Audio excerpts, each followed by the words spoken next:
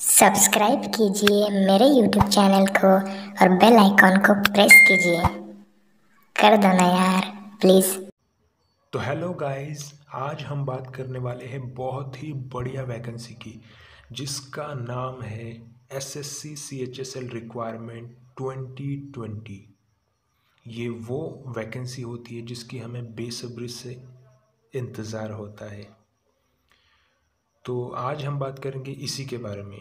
इसका हम complete detailed analysis करेंगे, जैसे कि इसमें कौन सी पोस्ट है, नोटिफिकेशन में कौन सी पोस्ट दी हुई है। उसके बाद हम बात करेंगे कि नंबर ऑफ वैकेंसीज़ कितनी है इस साल, वैकेंसीज़ नोटिफिकेशन में कितनी दी हुई है। तो उसके बाद हम और बात करेंगे जो कि एग्ज़ाम होती है, ऑनलाइन एग्ज़ाम, वो कहाँ होगी, कैसे होगी, इसका कंप्लीट एनालिसिस करेंगे। इसके फेजेस क्या होते हैं, ये सब देखेंगे। उसके बाद हम बात करेंगे एज लिमिट की। एज क्राइटेरिया क्या है इस एग्ज़ाम का, एससी के लिए, एसटी के लिए, ओपन के लिए, जनरल के लिए। उसके बाद इस पूरे सिलेक्शन प्रोसीजर पे बात करेंगे कि सिलेक्शन किस किस फॉर्म में होगा। उसके बाद जॉब लोकेशन की बात करेंगे, सैलरी की भी बात करेंगे। तो ये सारे मुद्दे हैं, इन सब पर हम इस वीडियो में बात करेंगे।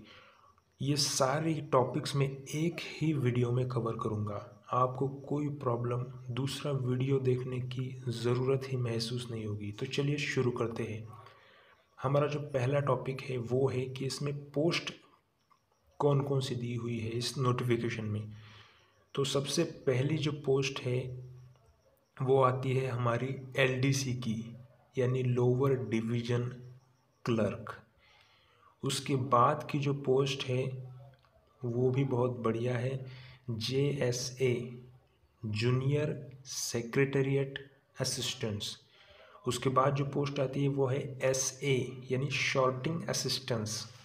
उसके बाद जो एक पोस्ट आती है वो भी पीए है, पीए यानी पोस्टल असिस्टेंट्स। और फाइनली बहुत ही बढ़िया लास्ट वैकेंसी जो है वो है डीईओ, डाटा एंट्री ऑपरेटर। आपने देखा होगा कि मैंने इसे अलग हाईलाइट किया हुआ है, क्योंकि मैं आपको बताने वाला हूँ आगे कि इसमें क्या ख़ास बात है। तो कुल मिलाकर टोटल इसमें 5 पोस्ट इस नोटिफिकेशन में दी हुई है। तो चलिए हमारा जो अगला टॉपिक है कि इसमें वैकेंसीज़ कितनी है। तो देखिए गाइस, ऑफिशियल नोटिफिकेशन में वैकेंसीज़ मेंशन नहीं की हुई, लेकिन हर साल की तरह मेरे ख्याल से अप्रोक्सीमेट 6000 वैकेंसी जो होती है वो हर साल निकलती है। तो इस साल भी अप्रोक्सीमेटली 6000 वैकेंसीज़ हो सकती है, लेकिन ऑफिशियल नोटिफिकेशन में इसके बारे में कुछ भी बात नहीं की हुई है। तो हम मान के चलते हैं कि अप्रोक्सीमेटली 6000 वैकेंसीज़ होंगी। उसके बाद हम कुछ इम्पोर्टेंट डेट्स के बारे में बात करेंगे। कुछ इम्पोर्टेंट डेट्स यानी एग्ज़ाम कब होने वाला है। तो चलिए शुरू करते हैं। सबसे पहली इम्पोर्टेंट डेट्स वो ये है, आप मेरी स्क्रीन पर देख सकते हैं कि जो फॉर्म फिलिंग जो डेट है वो कब से है। तो एप्लीकेशन फॉर्म जो है वो 6 नवंबर 2020 से स्टार्ट हो चुके हैं, आप फॉर्म फिलअप कर सकते हैं। और उसकी जो लास्ट डेट है वो 15 दिसंबर 2020 है। और जो आप पेमेंट करते हैं, फी डिपॉजिट करते हैं फॉर्म फिलिंग की, वो ऑनलाइन उसकी लास्ट डेट जो है वो 17 दिसंबर है। और ऑफलाइन अगर आपने किया होगा पेमेंट तो इसकी 21 दिसंबर है।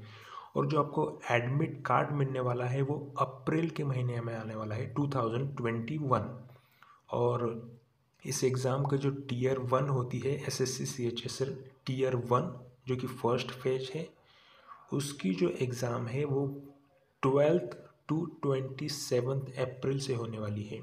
12 से 27 अप्रैल 2021 के बीच में इसकी टीयर 1 होने वाली है। अब बात करते हैं इसकी फ़ीस की, यानी इस एग्ज़ाम की फ़ीस कौन कौन सी कैटेगरी के लिए कितनी है। जनरल के लिए कितनी है, ओबीसी के लिए कितनी है। तो चलिए बात करते हैं। आप जैसा कि देख सकते हैं, जनरल और ओबीसी कैंडिडेट के लिए जो फीस है वो 100 रुपये है, 100 रुपये।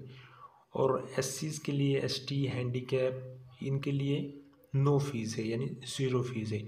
और जो फीमेल कैटेगरी है, फीमेल यानी ऑल कैटेगरी की आती है, जनरल की फीमेल, ओबीसी की ऑल फीमेल जो है, उनके लिए भी नो फीस है, यानी 0 रुपये फीस है। तो जैसे कि आपने देखा, general OBC 100, all category 0 and ST, SC और हैंडीकैप के लिए ये फीस का क्राइटेरिया है। उसके बाद हम बात करेंगे एलिजिबिलिटी क्राइटेरिया की। एलिजिबल कौन कौन हो सकता है इस, तो ये ध्यान से देखिएगा फ्रेंड्स, मैं फिर बता रहा हूँ, ध्यान से देखिएगा। मिनिमम जो एज होगी वो 18 से लेके मैक्सिमम 27 ईयर तक होगी। और जो क्राइटेरिया है, जो कैंडिडेट होगा वो 2 जनवरी 1994 से पहले का नहीं होना चाहिए और 1 जनवरी 2003 के बाद का नहीं होना चाहिए। और इसका जो एज कैलकुलेशन वो 1 जनवरी 2020 से कैलकुलेट होने वाला है। मतलब अभी भी आपके पास टाइम है, आप फॉर्म भर सकते हैं, जिनका दिसंबर में पूरा 18 साल के वो होंगे। उसके बाद जो कैटेगरी वाइज है एज रिलैक्सेशन, वो SC ST के लिए 5 ईयर है, OBCs के लिए 3 ईयर है। बाकी कैंडिडेट के लिए भी आप देख सकते हैं, आप चाहे तो स्क्रीनशॉट भी ले सकते हैं, क्योंकि ये स्लाइड बहुत जल्दी जा रही है, तो कोई दिक्कत हो तो आप स्क्रीनशॉट ले लीजिए। उसके बाद हम देखेंगे एजुकेशनल क्वालिफ़िकेशन क्या है। हर एक पोस्ट के लिए क्वालिफ़िकेशन सेम है, लेकिन ये देखिए, जो पहले 4 पोस्ट मैंने आपको बताई थी पहले, उनको सिर्फ 12th पास होना चाहिए।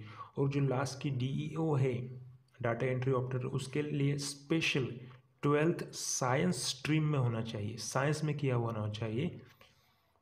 और इसकी और स्पेशल बात है कि इसमें मैथ होना चाहिए, मैथ ग्रुप होना चाहिए 12th साइंस में आपका।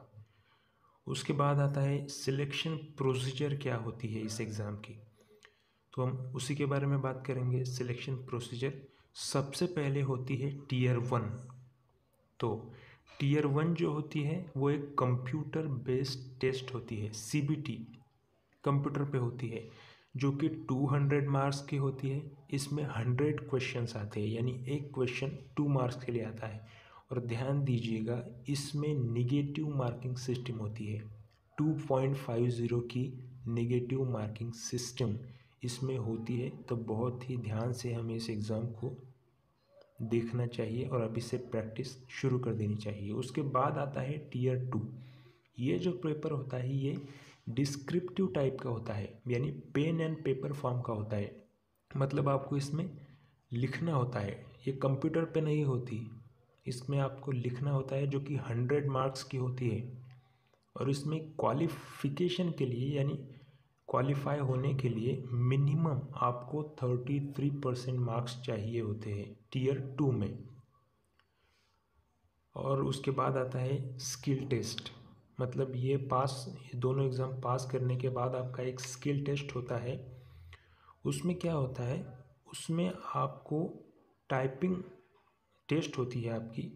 अंग्रेज़ी में टाइपिंग स्पीड जो है वो आपकी 35 वर्ड पर मिनट चाहिए और हिंदी टाइपिंग आपकी 30 वर्ड पर मिनट चाहिए। लेकिन एक बात समझ लीजिए कि आपको दोनों में से कौन सी एक आनी चाहिए, दोनों नहीं। आपकी स्किल टेस्ट या तो इंग्लिश की होगी या हिंदी की होगी। तो उस तरफ से आप देख लीजिएगा कि आपको कौन सी अच्छी जाती है टाइपिंग, हिंदी वाली अच्छी है आपके लिए या इंग्लिश वाली अच्छी है आपके लिए। उसके बाद हम बात करेंगे एग्ज़ाम सेंटर की। एग्ज़ाम सेंटर आपको कैसे मिलेगा, तो ये ऑल ओवर इंडिया है, आपको कोई सा भी एग्ज़ाम सेंटर मिल सकता है। लेकिन फॉर्म फिलअप करते समय आपको 3 प्रेफरेंसेस मांगी जाएंगी। उस हिसाब से आपके जो नज़दीक के सेंटर है वो आपको मिल जाएगा, कोई दिक्कत वाली बात नहीं है। आपको 3 प्रेफरेंस में से एक प्रेफरेंस मिल जाएगा। उसके बाद जो क्वेश्चन है कि सिलेक्शन के बाद आपको पोस्ट कौन सी मिलेगी, ये सवाल काफ़ी लोगों के मन में, काफ़ी स्टूडेंट्स के मन में रहता है कि सिलेक्शन के बाद आपको पोस्ट कौन सी मिलेगी। तो ये पोस्ट का जो मैटर है ये आपके मार्क्स पर डिपेंड करेगा। आपके टीयर 1 और टीयर 2 इन दोनों में जो मार्क्स मिलेंगे आपको, वो फाइनल कट ऑफ बनेगा और उस पर आपका जो पोस्ट है वो डिपेंड होगी। अगर आपको अच्छे मार्क्स आए होंगे तो आपको ऊपर की पोस्ट मिलेगी, अगर आपको थोड़े कम मार्क्स आए होंगे तो आपको थोड़ी नीचे की पोस्ट मिलेंगी। लेकिन पोस्ट सब बेहतर है दोस्तों, आपको पढ़ाई चालू रखनी है, जारी रखनी है।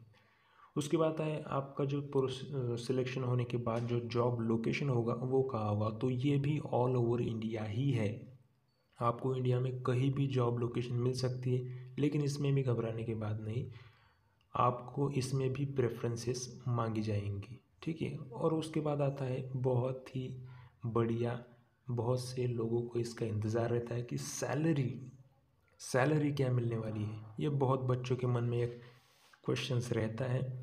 तो हम देखेंगे कि जो एलडीसी